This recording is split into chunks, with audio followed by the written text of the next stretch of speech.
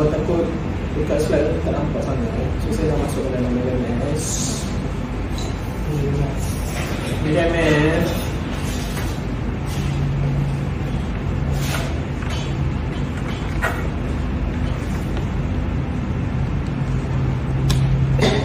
dekat 4 hingga 10 sampai 2 4%.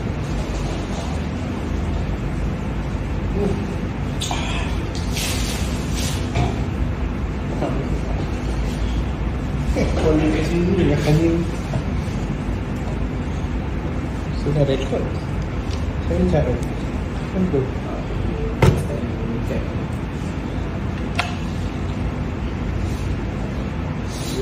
Yang cara tak pernah saya tengok situ. So dia suka bicara. Apa tidak akan bicara. Okay, masukkan yang itu.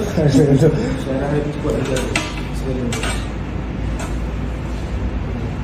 dia LMS tu ada masa yang upload slide tu sebab dekat course for sure kau punya laptop ni clear lah. Stick off.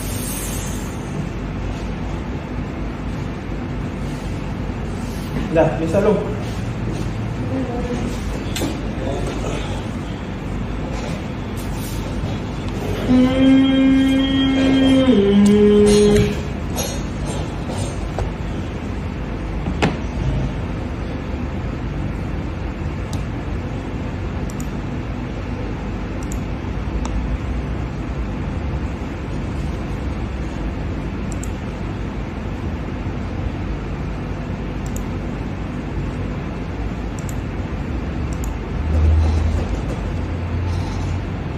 Mana tadi kan? Buat dia kan? Paling 10 kan? Yes. Ambil yang updated lecture tu. Yang atas tu yang updated hanya. Okay. Lecture tu.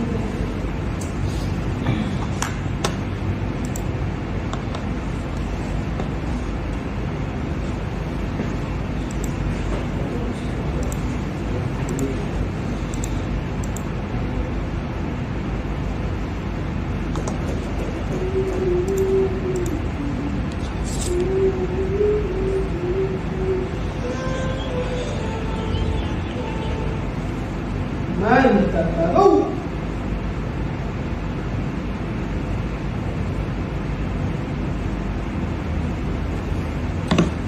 Dah dekat kan? Okey. Bismillahirrahmanirrahim. Assalamualaikum warahmatullahi wabarakatuh.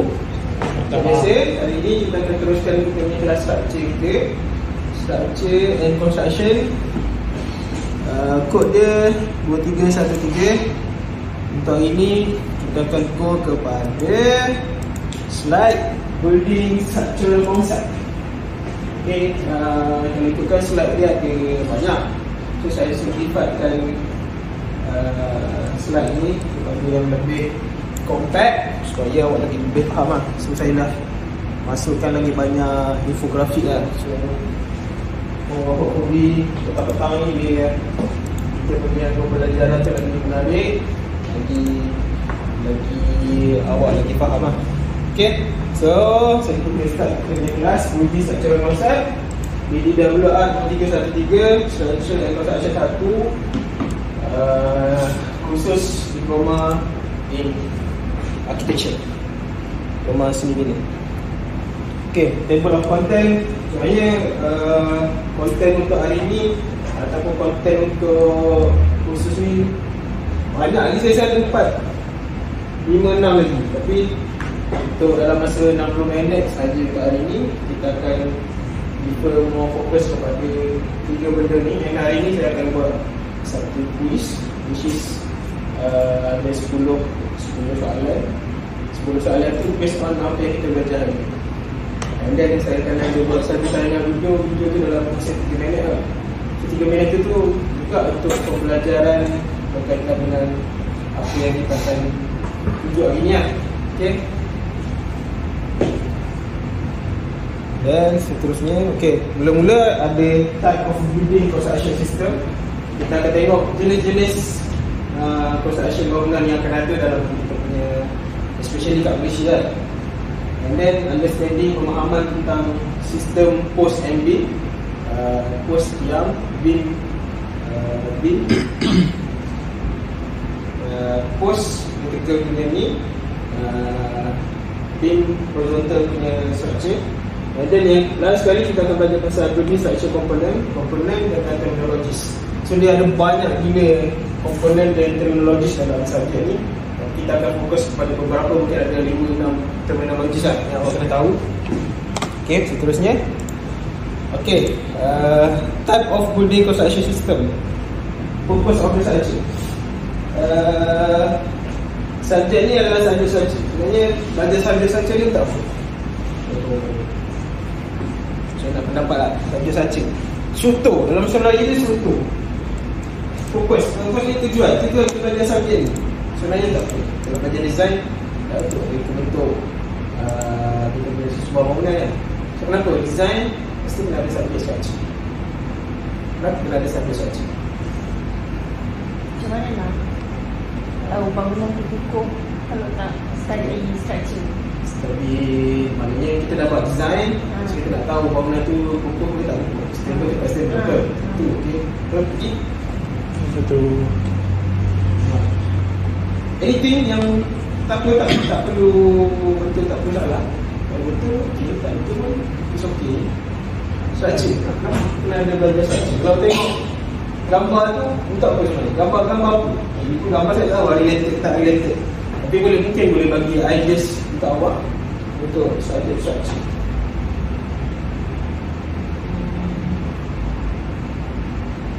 Boleh tentukan material yang nak pakai. Or Okay.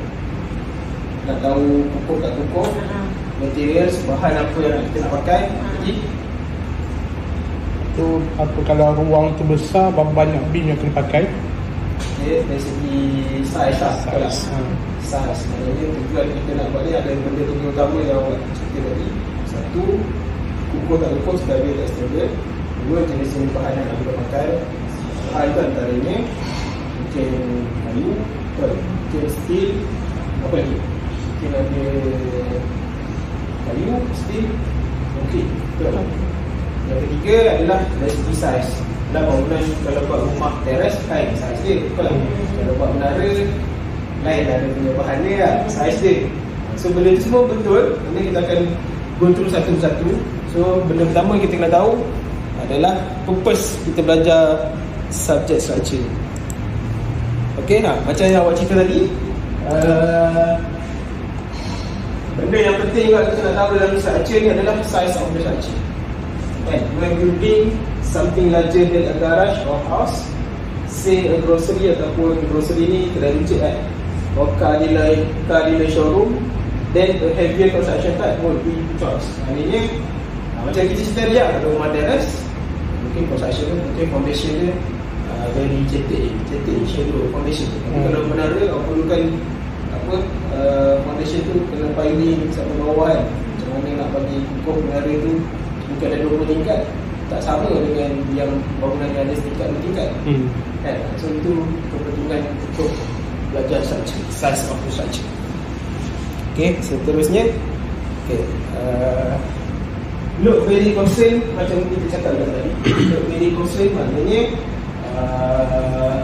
beban yang structure tu nak kena tampung. Contoh macam tadi rumah teres, ataupun kita buat even sangkar kucing kan. Sangkar kucing pun perlukan ada beban yang kena tanggung structure. So structure buat sangkar kucing dengan structure buat rumah yang lebih besar, ataupun kita buat menara, ataupun kita buat car showroom, perlukan structure yang kondisi kan. So kita kena tahu bangunan yang kita buat tu beban yang dia tanggung tu berapa banyak, berapa besar.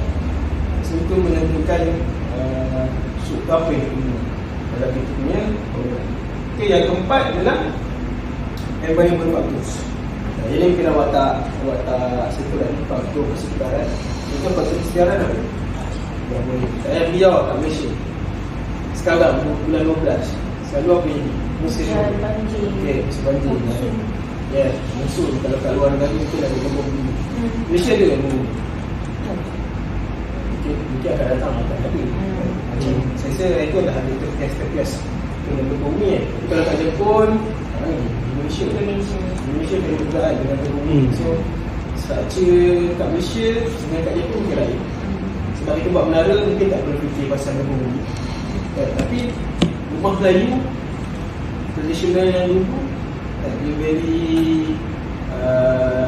guna pakai kepada membayar batas. Contoh rumah Melayu dulu kenapa tinggi? Sebab lain lah Banjir. So sekarang kerajaan kita mungkin dah buatkan sistem lengkap sistem baik yang tidak kurang lah sikit banjir. Rumah dulu kita dah tak boleh elak banjir, so dia affected lah. Sebenarnya mempengaruhi kita boleh selalunya rumah Melayu tu supaya dibina tinggi, supaya bila banjir barang ataupun rumah tu tidak rosak. So faktor environment kena diambil kira juga untuk buat sesuatu structure bangunan. Faktor lain ataupun benda lain yang awak perlu consider dalam menentukan jenis structure yang awak nak bina adalah necessary speed of construction. Maksudnya speed ni bila kita cerita pasal speed adalah masa pembinaan. Pakai timber dengan steel mana lagi cepat? Boleh jadi timber lagi cepat, boleh jadi steel lagi cepat kan? Boleh jadi konkrit lagi cepat. So kalau benda tu perlukan masa yang cepat, so kita kena pilih adakah konkrit ataupun timber ataupun steel yang lagi cepat. So itu menentukan juga kan. And then yang terakhir, last but not least adalah dari segi cost. Awak ada awak plan kan dalam arkitek, awak reka bentuk bangunan yang macam mana gempak sekalipun, tapi benda yang paling constraint, halangan paling utama bagi seorang arkitek adalah benda cost. Kan ada dah buat bangunan cantik-cantik kan, tapi awak tak fikir pasal cost. So dia akan efek lah kepada kita punya ni kan. Macam kita cerita tadi materials kan, materials ada materials yang mahal, ada besi yang mahal, ada besi yang murah, timber pun, kayu pun ada yang mahal, ada yang murah. So benda yang berkaitan dengan cost ni tu kita kena consider. Okay, clear Itu tu ada 6 benda yang awak kena consider.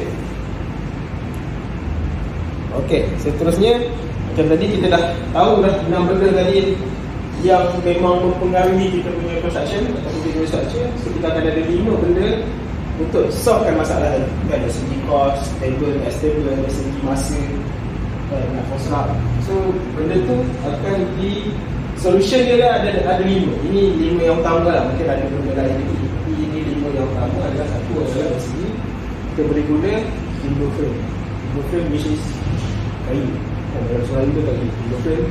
Dan yang kedua adalah concrete frame. Concrete frame cement betul. Concrete lah, dari selain itu concrete juga kan. Nombor 3 mungkin tak familiar sikit, dia panggil light gauge steel frame. Dia steel besi tapi dia yang jenis ringan. Kenapa benda ni kita akan tengok in detail lagi lepas ni satu persatu. And then nombor 4 kita akan ada steel frame. Apa beza steel frame dengan light gauge steel frame dengan steel frame? Tahu? Tahu, saya pun tahu. Nanti kita akan go through apa beza nombor 3 dan nombor 4. And then kita ada pre-engineer, apa yang dimaksudkan dengan pre-engineering. So 5 cara ataupun 5 main classification for all construction type ni, ada 5 yang utama kan. So benda ni sebenarnya ini ada satu tajuk, ini adalah satu tajuk, ini adalah satu tajuk kan. Tapi kalau awak dah saya concludekan dalam satu slide supaya awak nampak lagi meluas. So ini yang benda yang awak belajar, ini yang benda yang awak akan belajar sepanjang semester ni untuk subjek okay. So nanti akan go detail lah. Mungkin depan kita go through pasal kepada timber. Okay, next 2 weeks kita akan pergi kepada concrete. Concrete pun ada macam-macam, even like gauge pun, even frame, steel frame sendiri pun ada jenis kan. So kita akan go through. Dan engineer tu which is sudah datang daripada kilang kan. Kita ada size, orang tu pulang kita dah urus buat sampai sat dia tu just susun-susun macam begini kan. So So itu pre-engineer lah maksudnya. Kalau yang macam ni, yang lain-lain ni mungkin pasal dengan tiang, dengan lantai satu persatu. Okay, macam ni benda dah siap. So that's why inilah cara macam mana orang mungkin kat Malaysia pun dah ada sekarang. Mungkin rumah teres dalam masa mungkin dulu 4-5 bulan baru siap. Tapi sekarang mungkin 2 minggu, seminggu pun dah siap. Sebab benda tu apa, dia punya tiang, dia punya dinding semua dah ada, dah di custom. So sampai kat site kita just pasang macam itu lah. So benda tu, sebab contohlah kita nak buat 200 unit rumah teres, frame, truss, lantai, wall semua saiz yang sama, betul tak? 200 unit yang sama. So kenapa kita nak pergi ke site dan ukur satu-satu? So benda tu boleh custom. Kita dah lantai berapa kali berapa, dinding berapa kali berapa, ikat berapa kali berapa. So benda tu dah disiapkan dekat kilang. Then lori just ambil daripada kilang, transfer ke site. And then orang buruh kat site tu just pasang. So benda yang 4-5 bulan boleh jadi seminggu. So ini cara teknologi zaman sekarang. Ini mungkin tradisional punya cara. Yang generate ni more kepada zaman teknologi zaman sekarang. Okay, clear? Ada persoalan kat situ? Like gosh, mungkin benda tu kena highlight sikit lah. Kita akan tengok lagi satu persatu. Yang timber dengan konkrit mungkin awak dah familiar macam dia dah selalu ada. Timber sangat familiar dengan rumah Melayu tradisional, betul, rumah papan. Konkrit mungkin modern sikit. Sekarang ni rumah papan pun jarang orang buat, kan? Konkrit memang kita pakai secara komersial. Like gosh dengan steel frame ni pun more ke arah tu. So kita akan tengok satu persatu kenapa kena pilih timber, kenapa ada masa kita kena guna konkrit, ada masa kita pakai steel, and then sekarang ni mungkin lagi sesuai guna cara pre-engineer. Okay. So dalam 5 benda tu mana yang orang qualify secara overall lah, secara sama-sama kali tu kan. Nama sekarang pre-engineer. Kenapa? Sebab dia boleh jimat masa yang banyak. Sangat banyak. Okay. Setuju? So kita akan tengok satu persatu. Tapi yalah, tak semua construction boleh kita pakai pre-engineer. Kenapa? Kita akan go through satu persatu. Okay, benda pertama adalah pasal timber frame. Kalau ikutkan awak kena zaman 10 tahun lepas, kalau belajar structure memang syarat ataupun facilitator akan semua hafal satu-satu. Kan, kalau saya lepas pun saya suruh balik and then labelkan satu persatu. Tapi benda tu mau kepada punya skill menghafal, kan? So saya nak bagi awak lebih memahami benda tu. So benda yang lagi penting memahami, jadi awak boleh bezakan antara 5 benda tu. Tapi hafal detail kan, lagi bagus. Kalau tahu setiap satu lagi bagus. Tapi itu mungkin mengambil masa yang lama. So as long as boleh bezakan 5 benda tadi, dah cukup, memadai. Okay, so timber frame macam kita tahu, dah bila cakap timber frame saja, kayu ni takkan cerita pasal rumah tradisional. Kita sangat sebati, kita sangat familiar dengan rumah kayu yang lama kan. So kebanyakannya structures are built from standard lumber or timbers. Kat Malaysia memang kaya dengan sumber kayu yang keras, which make up the stud, plate, joist and rafters. Ini semua komponen-komponen ni mungkin should be awak kenal lah secara ringkas ni, sebab benda tu kita dah belajar mungkin dalam subjek-subjek lain pun dah ada, kan? Lepas tu each piece can usually be carried by hand and easily cut and frame on site. So kayu ni kelebihan dia salah satu adalah dia senang nak potong. Interlace walls are easily sheeted with drywall and then ada materials. Benda yang paling penting setiap kita nak determine, nak menentukan kenapa kita pakai timber frame adalah benda yang penting awak kena tahu advantage dengan disadvantage. Apa perbezaan dia? Kenapa orang zaman dulu pakai kayu? Kenapa dulu tak ada konkrit? Kenapa dulu kita lagi familiar, Malaysia lagi familiar dengan timber punya construction? Satu, semua kaya dengan sumber kayu. Kan? Dan mungkin nanti kayu dah terhad. Even sekarang sumber kayu lagi mahal daripada sungai satu beg. Betul? So mungkin itu yang advantage dia kan. Jadi Rumah kayu je. Dulu kan tak ada kipas, tak ada kompensasi kadang tak. kenapa bila pakai kayu sejuk? Adakah pakai konkrit tak setuju?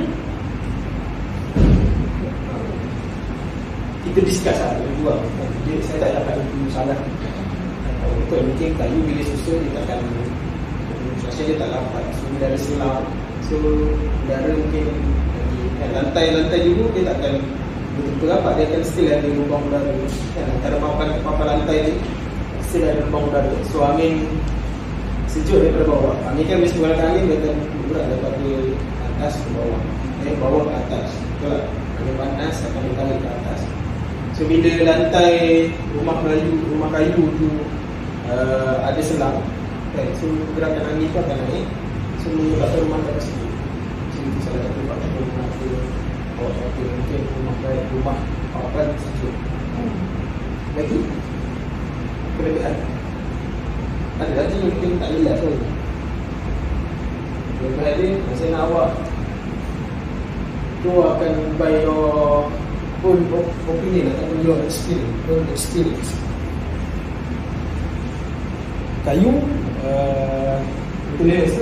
materials renewable. Maknanya ialah kita tahu dalam pokok kan, pokok akan tumbuh.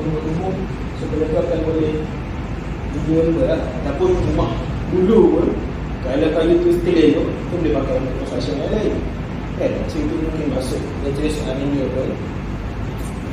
And then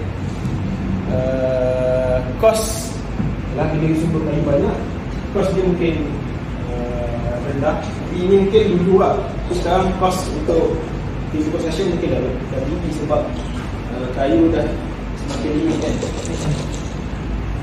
And then kekurangan kayu. Kenapa dulu familiar dengan kayu, sekarang makin kurang kayu.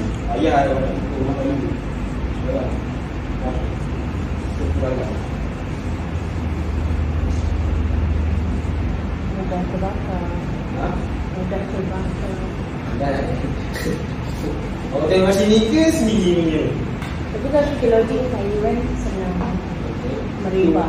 Kayu dah bakar ke maknanya dalam banyak-banyak lima tadi tu mungkin kayu paling, sebab kayu antara bila kita buat kayu api kan.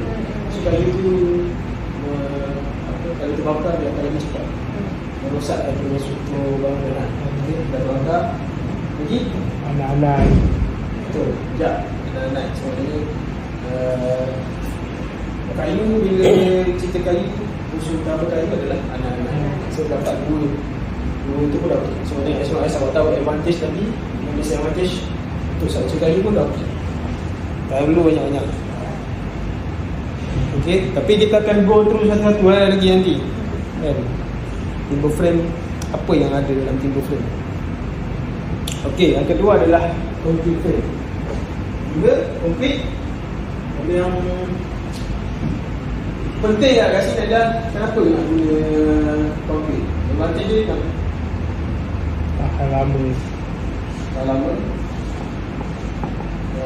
Concrete can be locally sourced. Maknanya tak susah pula nak dapat bahan concrete kat Malaysia. Sebab kita ada simen buat lagi apa.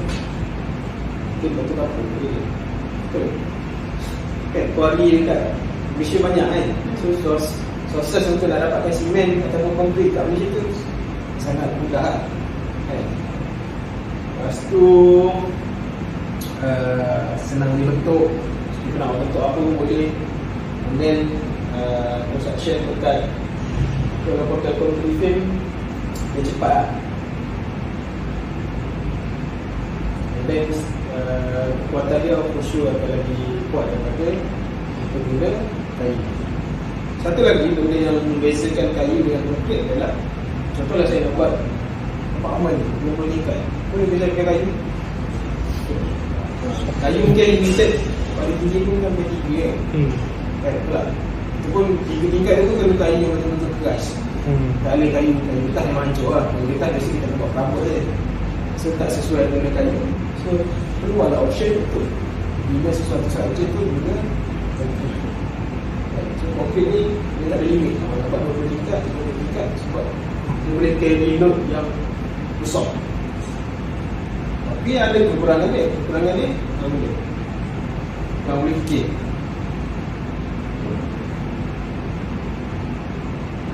Kekurangan kita tak ada kekurangan. Tahu tak apa yang baca dekat slide? Ambil masa. Alright? Ambil masa nak keras. So konkrit memang kita boleh bentuk dia, tapi nak kering tu mungkin ambil masa paling kurang pun saya rasa 48 jam. 48 jam tu pun mungkin yang kecil, kalau yang besar mungkin 2 minggu pun kering. Betul tak? So bila kita shapekan dia tu kepada sesuatu bentuk, simen tu nak boleh mengeras ke kekuatan yang sebenar, mungkin ambil masa.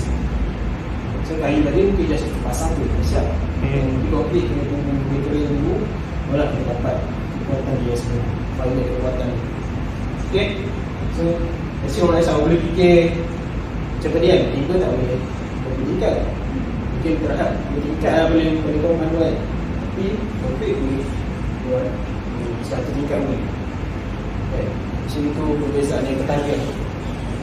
Okay, seterusnya adalah yang ni saya rasa kita boleh highlightkan sebab mungkin masuk dekat present tak tahu, tapi saya rasa ini kurang familiar sikit. Like gosh, steel frame ni maknanya dia steel, besi kan, tapi besi yang jenis ringan. Kalau tengok kan, apa kelebihan bila ringan? Apa kelebihan pakai light gosh steel frame nak compare dengan frame yang steel yang biasa? Ringan, kelebihan dia satu, bila ringan transportation lebih cepat. Betul tak? Ringan kita boleh transport lah daripada mana ke mana. Jika kita nak buat bangunan yang 20 tingkat, dia benda tu ringan, kita boleh buat naik dari bawah, kata tu boleh cepat lah kan. Dan bila ringan, of course dia akan cut cost. Cut cost, benda tu akan lebih murah. Dulu trust ni kita terpaksa guna, memang banyak pakai kayu. Tapi sekarang semua dah pakai frame besi. Sebab satu dia ringan, murah, senang dapat. Benda-benda ni boleh diguna balik. Betul tak? And then sekarang ni dah ada teknologi yang frame ni, steel frame ni dah tak pakai. So benda tu boleh tahan lama.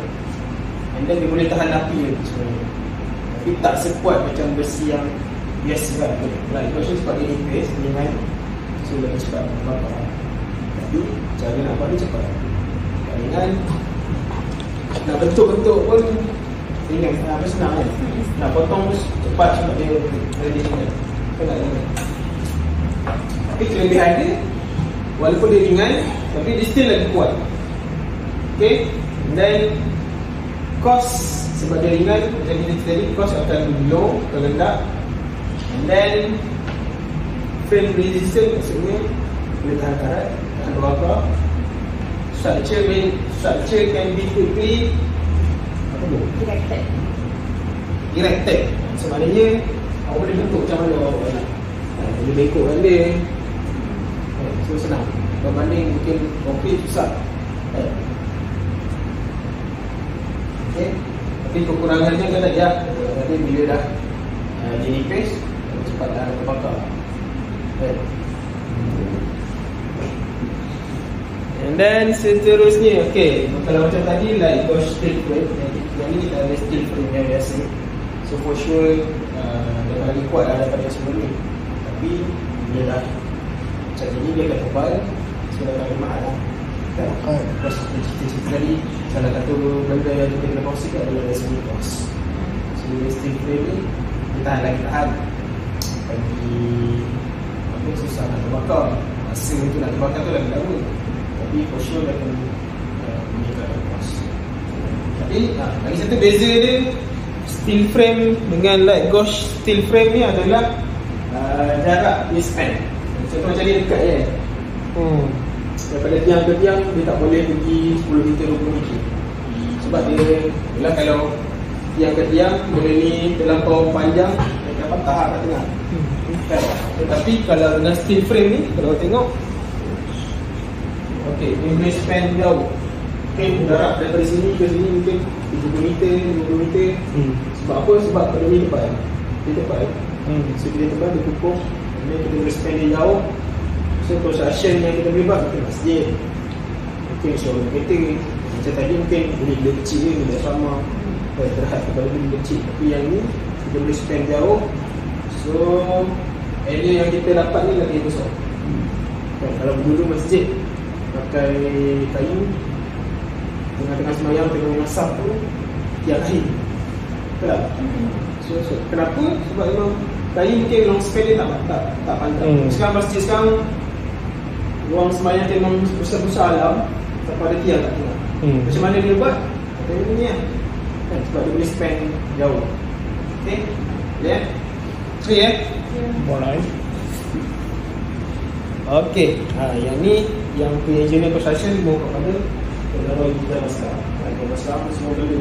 Kalau tengok gambar yang saya letak ni, benda ni mungkin boleh siap dalam sampai seminggu, 3 hari 4 hari dah siap. Sebab dinding ni boleh buat skepen kan, dia boleh buat skepen dekat gelang. Benda ni skepen dia dah ada.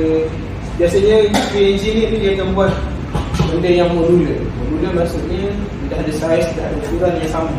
Contoh benda ni kalau kita dah ada ukuran dia, so kita boleh repeat benda ni banyak-banyak. Seperti kilang, buat kilang ataupun rumah teras yang situ tadi. So benda dah ada ukuran, so kilang akan produce. So sampai dekat site, dia just pasang ni, jadi makan masa. So advantage dia dari pegang ni, benda paling utama adalah fast construction.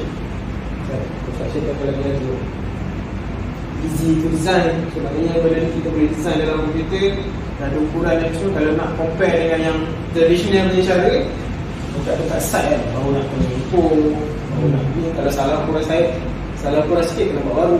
Tapi macam ni memang biasanya dah ukuran dia memang tak tepat. So masa nak siap tu lebih cepat lah. Okay. Tapi kekurangan dia adalah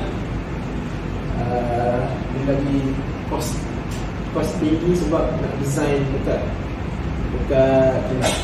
ataupun cost transportation lah.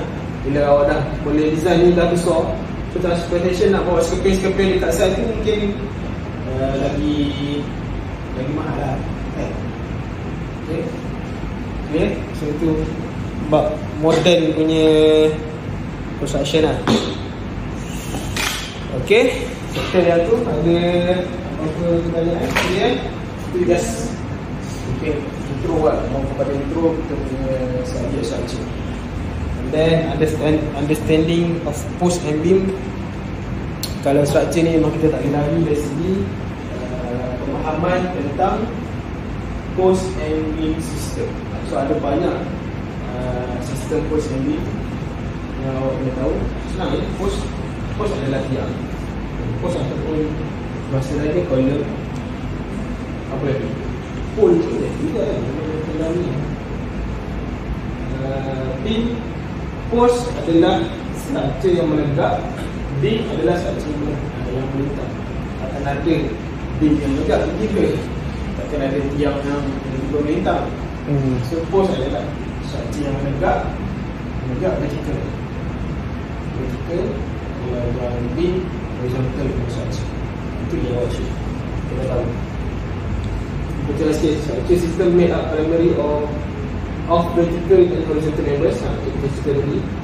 Such a system in which floor and roof loads are carried by superstructure component simply bolted together and fastened with structure hardware. Vertical and horizontal structure system connected by specific type of joint.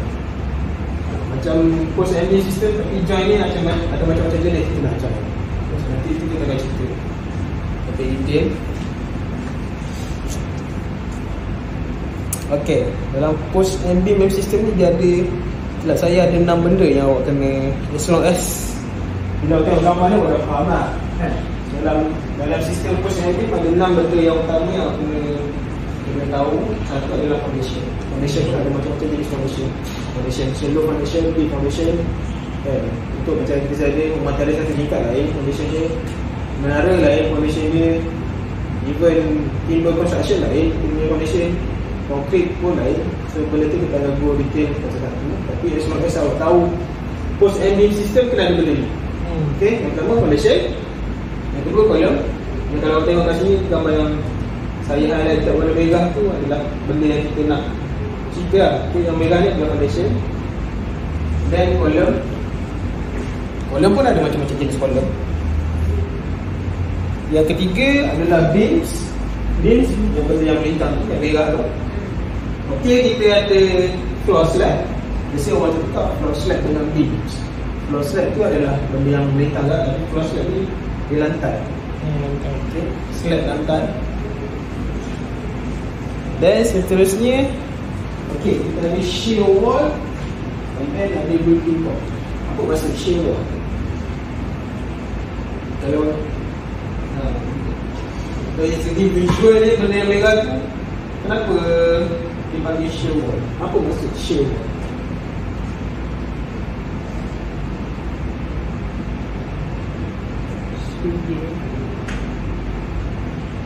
Post and beam system.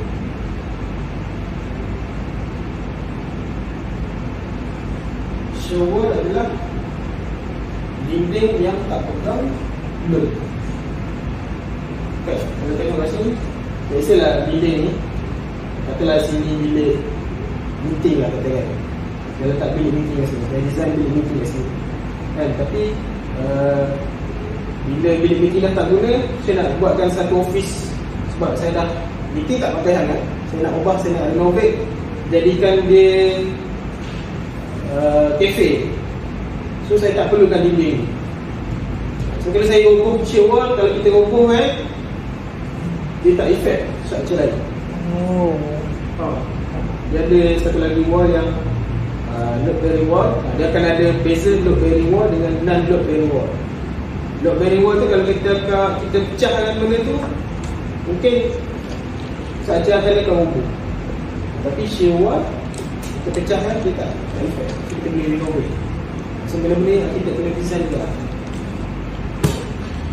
Macam yang ni lah, dinding partition ni, shear wall ni lebih kepada partition. Kalau tengok kat sini, kalau saya cabut partition ni, dia tak akan effect structure kat atas. Tapi kalau non load bearing wall, kalau saya pecahkan ini, structure tak akan effect. Nanti kita akan cerita lagi kepada mereka, ada video saya sediakan. And then building core biasanya adalah apa? Sekejap. Building core biasanya lift ataupun tangga lah. Core pada building. Okay, so itu benda biasa yang ada dalam post and beam punya sistem. Okay, seterusnya, okay, building structure components and technologies. So sebab kita bayar ada structure memang tak lalu. Biasa exam dan pasal level banyak soalan berkaitan dengan modeling. So as long as tak pernah faham banyak-banyak pun, kalau as long as sama tengok gambar ni, dah boleh tahu itu apa, sudah memadai. Okay, jadi simple kan. Biasa hardcore pernah itu kan, hardcore ni dia punya batu-batu yang musuh fall. Itu hardcore juga. Okay, and then kita akan ada foundation. Kita tadi foundation ada macam-macam jenis. Foundation ni benda yang tak nampak biasanya, tapi dia perlukan untuk menampung beban yang ke atas. Foundation tu pasti bawah tanah.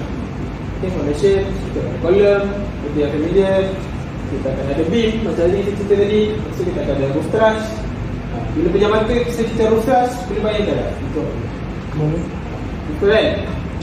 Lepas tu kita akan ada roof flat. Roof flat ni biasanya untuk design yang flat roof. Kalau letak flat kita panggil roof flat. Kita akan ada roof structure. Rebar ni maknanya dalam roof flat tu Kalau tak ada rebar ni, kan biasa sebelum dia tuang konkrit tu dia akan ada besi-besi lah. So itu rebar. Jadi kalau tak ada benda tu, dia tak boleh pegang konkrit tu, konkrit tak akan jatuh. So bila ada besi lah tu, besi tu lah tak pegang, sehingga dia akan memegang pada besi tu. So dia akan kurang. Benda paling famous dalam exam adalah pasal parapat wall. Siapa tahu parapat wall tu? Batu. Parapat wall. Dia ada wall biasa. Itu parapat wall. Benda yang famous parapat wall, detail. Opening window ni, opening ialah macam tingkap itu kan, opening. Dia ada brick wall. Parapat wall. Brick wall ni detail biasa yang ada di sekitar post and beam. Tapi parapet wall ni adalah di atas daripada beam. Kan? Benda ni untuk apa semua? Parapet wall. Kalau tak ada, apa kekurangan rumah ni kalau tak ada parapet wall? Itu logik.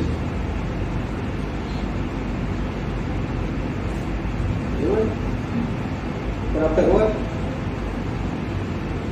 Google apa? Kalau wall ni dia dekat dalam bumbung atap tu kat luar. Kat luar. Sini kat luar. Dia tak tinggi pun dalam kaki, ketiga kaki parapet wall. Ini roof, flat roof. Jadi kalau roof yang flat dia akan ada parapet wall. Parapet wall ni adalah benda bila air hujan turun sini, kan? Ini flat roof, air bertatung. Parapet wall ni akan menahan air yang bertatung tu turun ke bawah. So dia akan turun ke sini kan. So parapet wall ni tujuan dia untuk menahan air hujan ni. Flat roof ni kan air takkan turun. So dia akan menahan air turun ke bawah. So tak bersepah lah air tu pergi. Parapet wall nanti ada interior sebenarnya. So kita akan bincangkan mungkin nak slide lagi detail lah pasal parapet wall ni. And then kita nak cerita benda famous juga. Saya rasa 2-3 hari atau 3 siap lah kita akan keluar soalan pasal lintel. Apa maksud lintel? Lintel tu dia punya support tingkat atas tu bagi batu jatuh. Betul? Baik. Kalau tak ada lintel apa jadi? Dia rosak frame tingkat tu. Kita dah susun bata kat sini, kan? Beam atas ni dia tak cover yang bata yang sini. So kita perlukan frame tingkat ni kan lembut. So kita perlukan satu kata sub pada beam yang atas ni lah, untuk menahan kita punya brick wall yang kat atas. So kita perlukan lintel kira beam lah. So kalau tak ada lintel ni, batu-batu yang kat atas ni akan penyek kita punya frame tingkap ni, tingkap ni akan rosak, pecah. That's why kita perlukan sub beam lah, lintel. Pintu pun perlu pakai juga ke? Apa? Kalau buat pintu? Yes, semua. Maksudnya bila ini opening ni kita akan go through jadi. Opening ada pintu, betul. Tingkap, lepas tu ada arch. Arch lagi, louvers pun ditulis pada opening. So kalau biasa frame opening ni, pintu ataupun ni biasa pakai besi ataupun pakai kayu. So structure ni tak kuat nak menahan, sebab kat atas ni kita akan letak lagi batu-bata, betul tak? So setiap kali opening biasa kena pintu, tingkap, arch ataupun louvers. Kalau tak ada mana akan rosak. Unless memang awak punya frame ni memang kuat lah. Biasanya memang kena ada lintel lah. Lintel ni pun boleh jadi kayu. Kalau rumah tu bentuk kayu lah. Kalau konkrit, dia pakai konkrit, kan, dia pakai steel pun.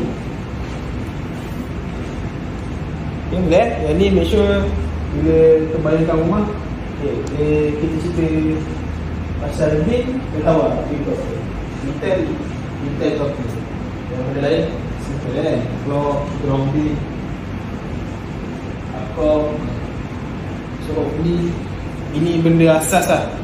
Ini yang kita bagi terminologis. Maksudnya setiap apa komponen tu kita tahu kan, dia punya nama, komponen setup structure. Okey, ini kita go through satu ni mungkin boleh cepat kot. Foundation maknanya macam kita cerita tadi, benda yang bawah tanah yang tak nampak. Okey, ni opening.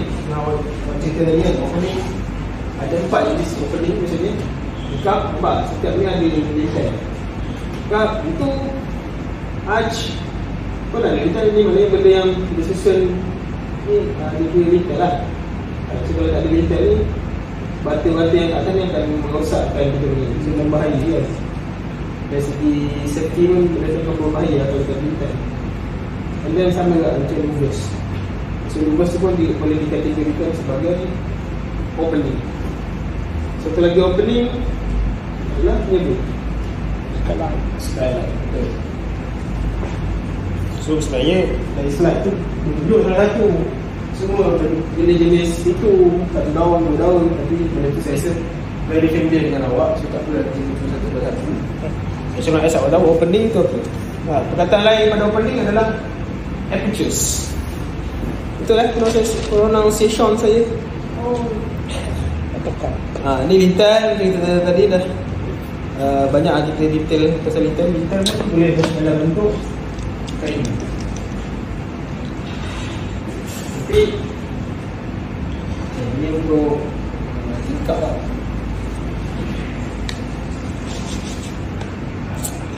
Okey, ini benda yang paling famous juga dekat Ryzen. Sebab benda yang saya certified kan pada slide yang banyak-banyak tu, saya certified kan, saya masukkan benda yang selalu dijadikan soalan Ryzen. So salah satu dia adalah load bearing dengan proses non-load bearing structure. So saya sediakan video pasal benda ni. Kita akan lihat video dalam masa 3 minit.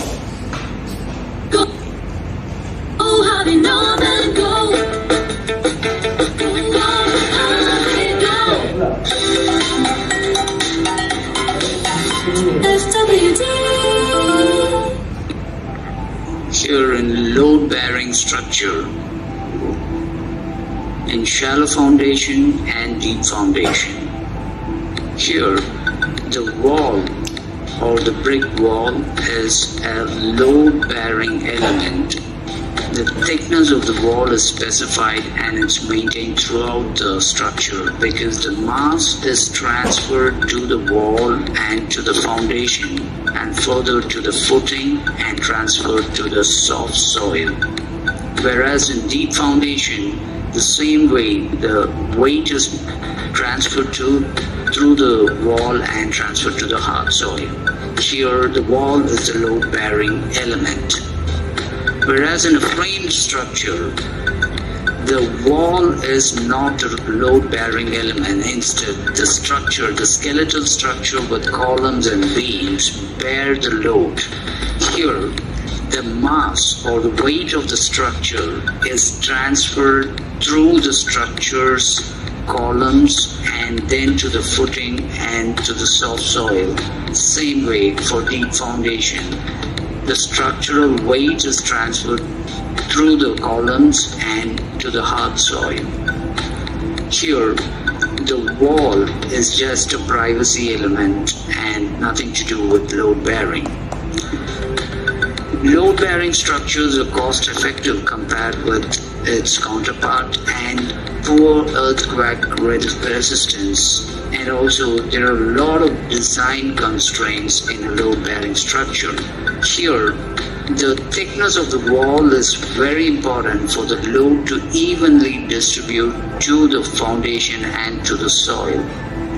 If in case there is an first floor or second floor to be constructed, there is no room for alterations in the wall structure because a wall over wall can only transfer the mass successfully to the foundation, and this can be fatal.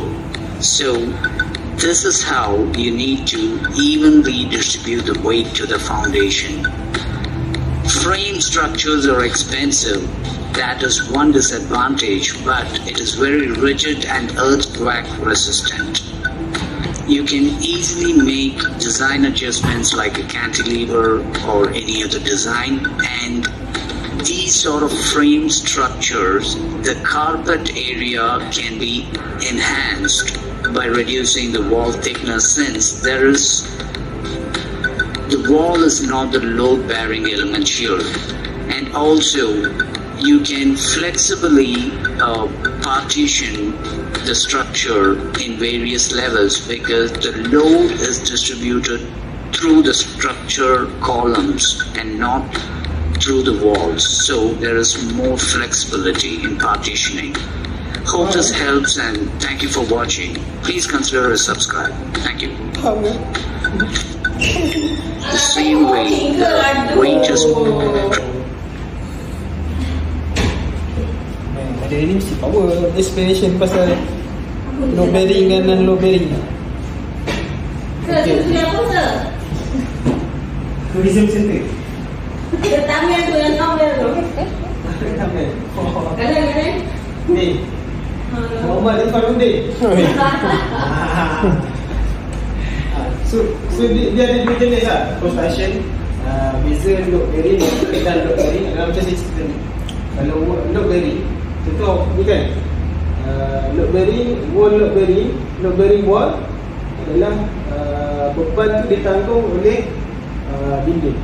Kalau tengok pegah ni, dinding tu adalah yang pegang structure kat atas, beam. Kalau kita pecahkan dinding pegah ni, beam dia akan jatuh. So dia tak perlu lagi yang kat tepi ni kan. So itu load bearing. Maksudnya load bearing tu, load tu di transfer melalui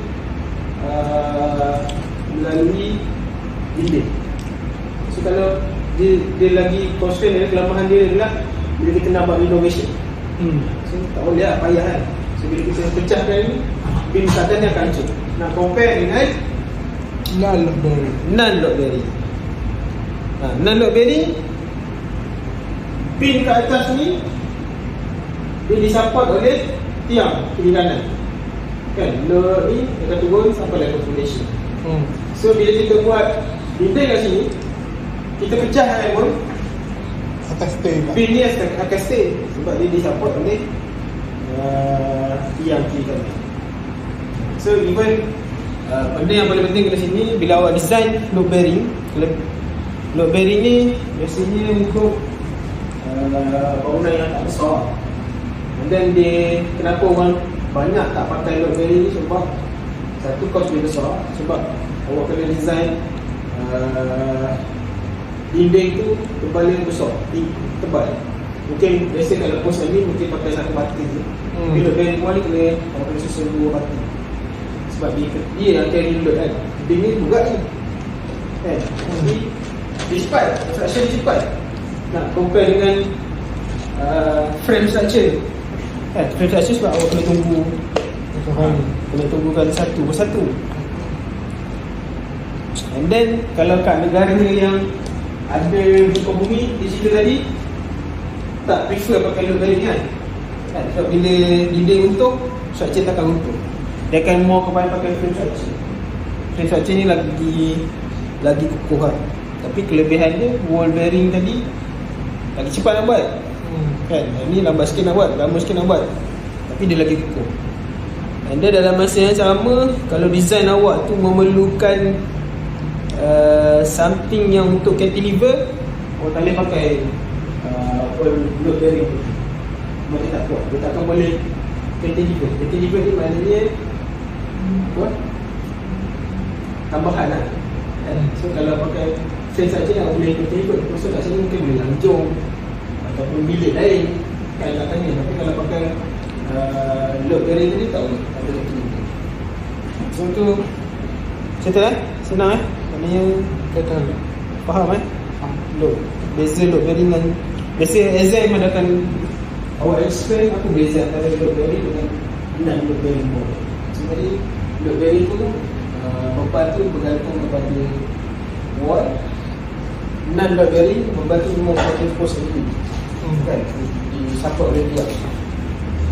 Okay, so dengan berakhirnya video tu tadi. So habislah kita punya slide. Ni still record kan? Dah berapa minit? Nak dekat sejam. 5 minit ni. Okay. Kita akan mengakhiri kita punya presentation hari ni dengan menjawab kuis. Jadi nak jawab kan kuis? Bukan nak. Bukan. Dengan blue card. Bukan je lah. Kita tengok siapa lagi power. Kalau Madam B ni lagi power, Amy masuk, Amy. Kalau Madam B ni lagi rendah, maka kita kejam dah. Okay, sebelum saya quiz ni, tak adalah sebenarnya kan 10 soalan ni besok apa yang kita belajar ni kan. Saya just nak. Tapi memang subjek ni memerlukan kewajipan untuk buat quiz. So daripada quiz ni saya akan bagi markah untuk punya markah quiz lah. Ada 10% dah saya. Ada persoalan apa-apa? Ada. Sebelum kita ke quiz? Quiz.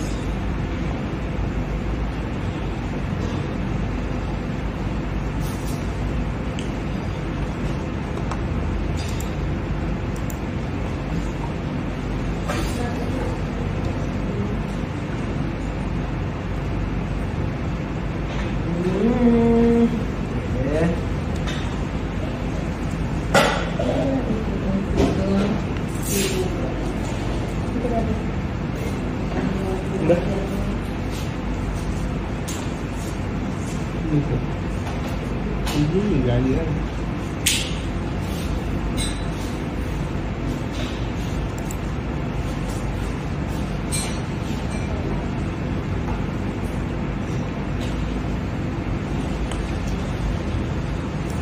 Kita sign.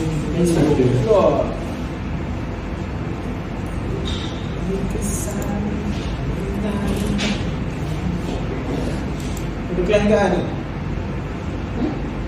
Ada kelas ni? Ha?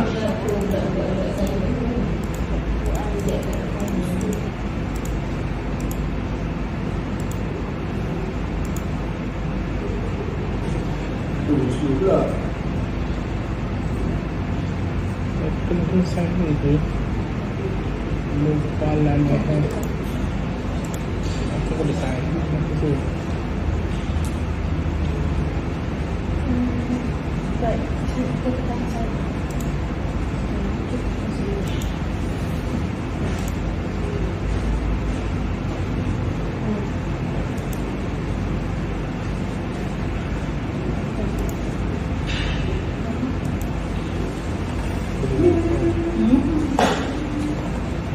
Kau tahu?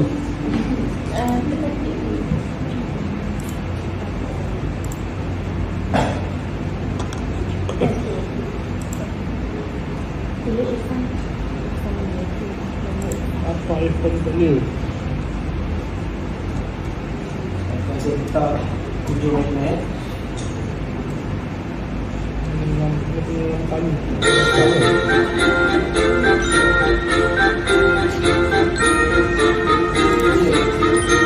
Ini kita biasa untuk platform. Kita koi. Okay, dah keluar. Siapa namanya lah? Student, test student. Play. Mana? Play ke?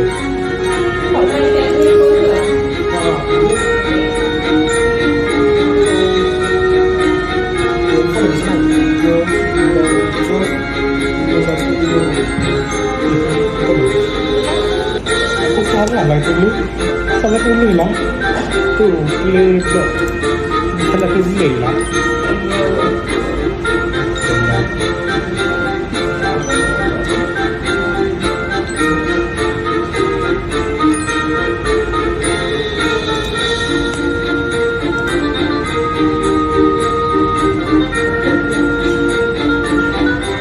Dah buat.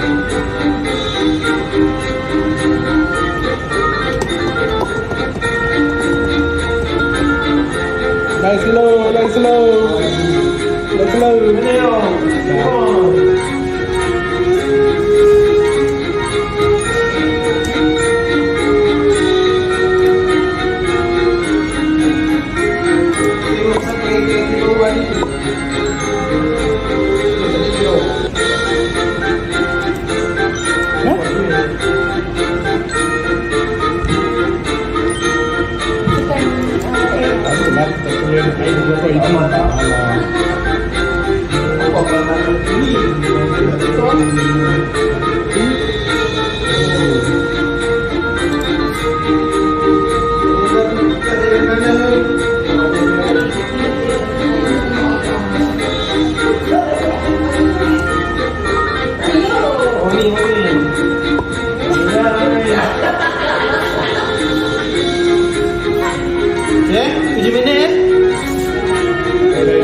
Reno.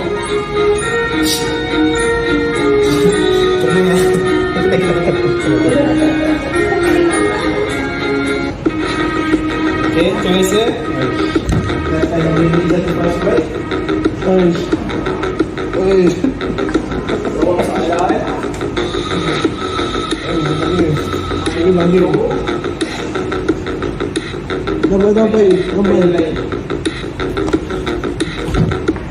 Tahu mas baik.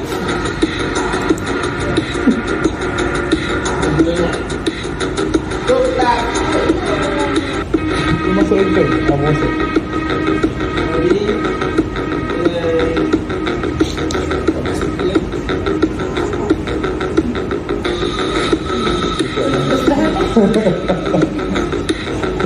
Push.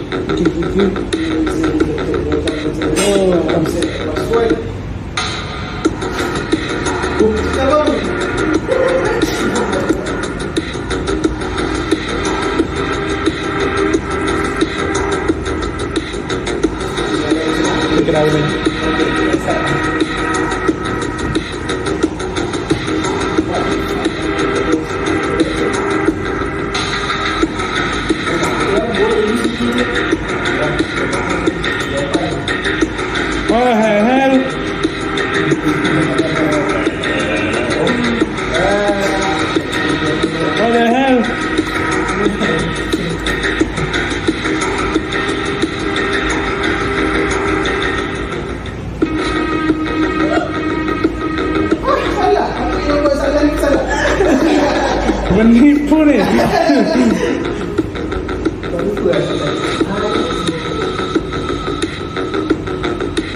Wah, easy. Wah,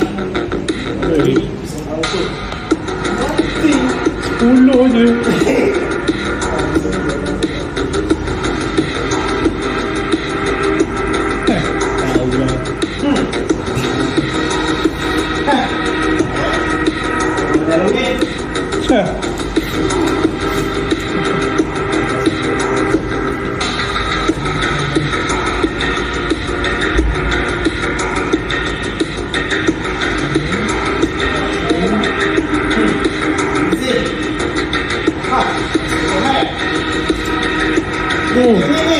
Salah.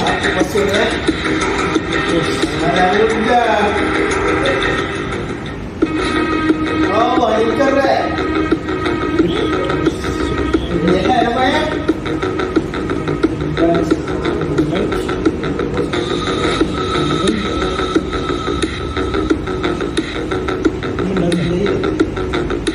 Sejam lah. No, betul. Oh, satu dulu.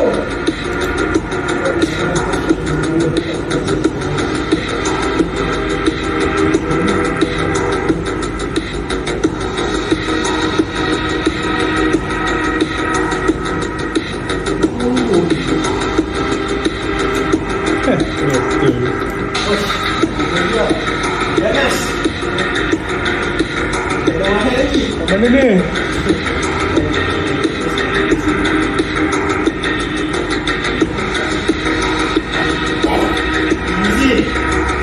Triple crypto.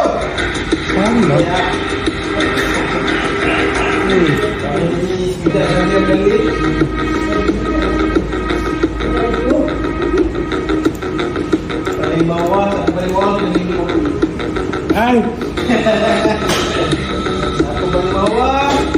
dia kopi kat bawah. Rasa ke tak? Kalau tak ada apa-apa. What is the differentiation of computer? Baru dia dah.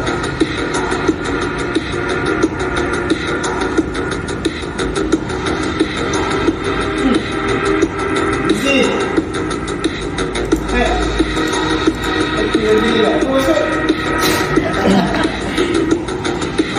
Randy, sukses. Randy pun. Sukses. Bagi makan sikit nipu ni. Yes! Dia lihat namanya.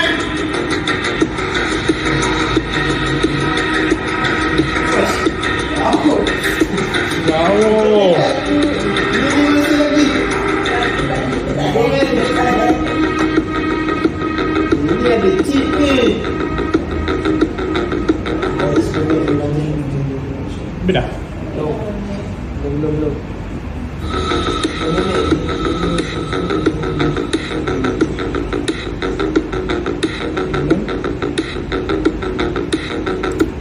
Ya Allah Allah.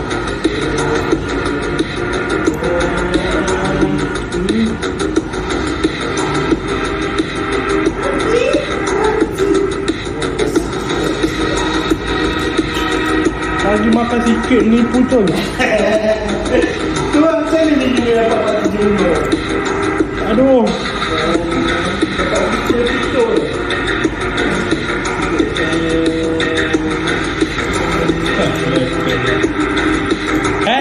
Hack.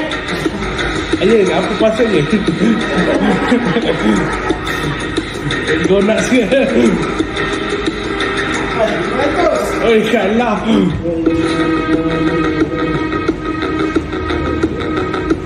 Mola, kiki makan. Mana nak bagi double ni? Double pintu. Tekan naik 200. Ya. Pagi kita dah ada tukang beli kopi. Lagi seminit. Bos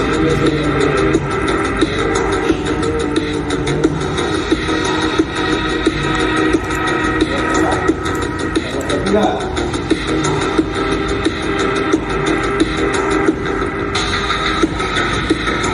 Begitu lagi. Oi, menipu ni.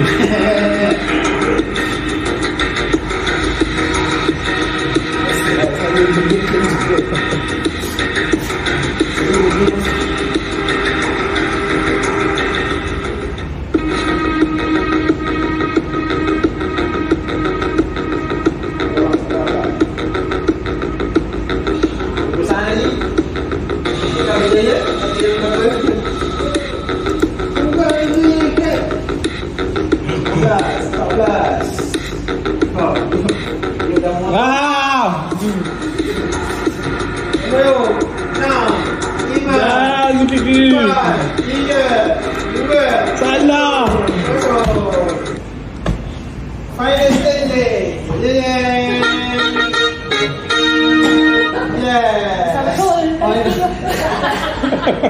Oi, namanya ya. Okay, so bantah tu saya akan masuk dalam awak punya susah ke? 57%, correct. 56% for players, 46 correct. Mana dah tak? Betul, 46 correct.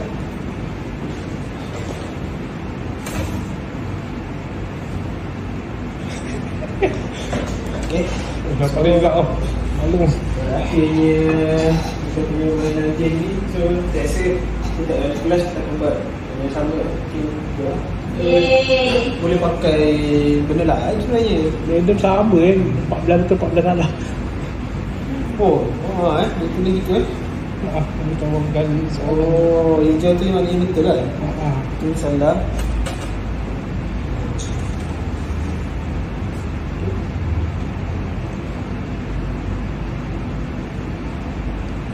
Okay, so Kemudian dengan games dan soalan yang kita ada kali ini. So bantu awak mengumpulkan lagi pemahaman awak untuk hari ini. So thank you untuk masa, thank you untuk energi. Untuk hari ini saya tangguhkan kelas structure and construction ke masa yang akan datang. So terima kasih. Assalamualaikum warahmatullahi wabarakatuh. Thank you.